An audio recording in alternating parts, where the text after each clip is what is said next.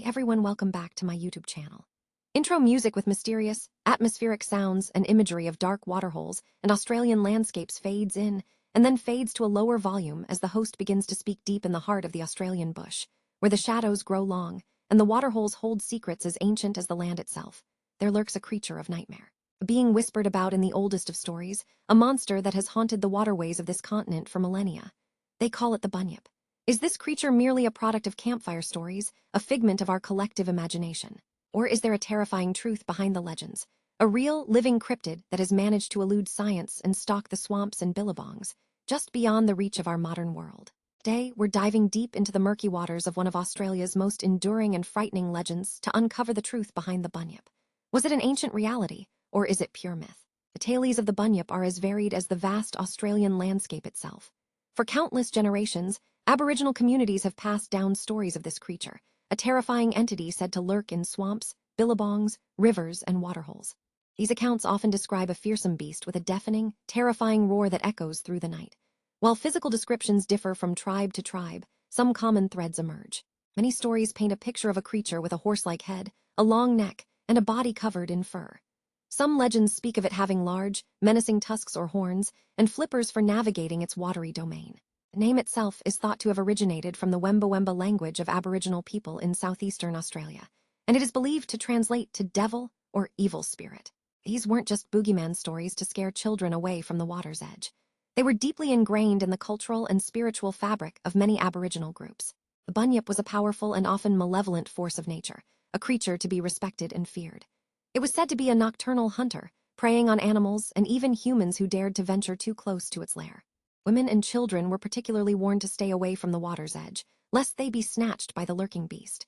The bellowing cries of the Bunyip were said to be a terrifying omen, a sound that would send shivers down the spine of anyone who heard it. These stories, passed down through oral tradition for thousands of years, represent the very first encounters with this enigmatic creature.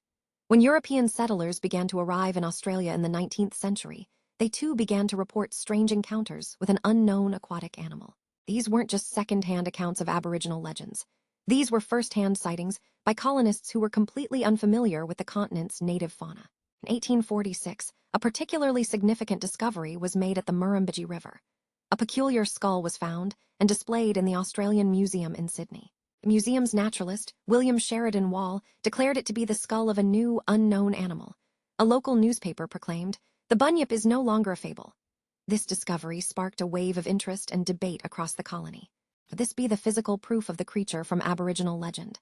Throughout the 1840s and 1850s, newspaper reports of Bunyip sightings were surprisingly common. Witnesses described a creature with a head and neck like a horse, a long, flowing mane, and a body that was difficult to discern beneath the water. These accounts were often treated with a mixture of fascination and skepticism. However, the sheer volume of reports from different locations, and by different people, suggested that something unusual was being seen in the waterways of Australia. These historical accounts from both Indigenous and European sources form the bedrock of the Bunyip legend, painting a picture of a mysterious and fearsome creature that has haunted the Australian continent for centuries. So, with such a rich history of sightings and legends, where is the scientific evidence for the Bunyip? This is where the story takes a fascinating turn. While no definitive biological proof of the Bunyip has ever been found, there are several compelling scientific theories that attempt to explain the phenomenon. One of the most prominent theories connects the Bunyip legend to the now-extinct Australian megafauna. Creatures like the Diprotodon, a giant, wombat-like marsupial the size of a rhinoceros, roamed Australia for thousands of years and coexisted with the first humans on the continent. It's plausible that the distant cultural memories of these enormous and potentially dangerous animals could have been passed down through generations, eventually evolving into the Bunyip legends we hear today. The fossilized remains of such creatures could have also been mistaken for the bones of a mythical beast. Another compelling theory points to misidentification of known animals. The Australian continent is home to a unique and often strange array of wildlife, and it's not hard to see how some of these creatures could be mistaken for something more monstrous, especially in low light or from a distance.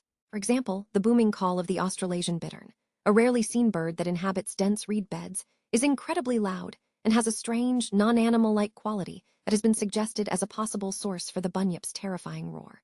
Similarly, sightings of seals and sea lions that have traveled far upriver could also account for some Bunyip reports. These animals, when seen in freshwater environments far from their usual coastal habitats, would certainly appear strange and out of place to the uninitiated observer.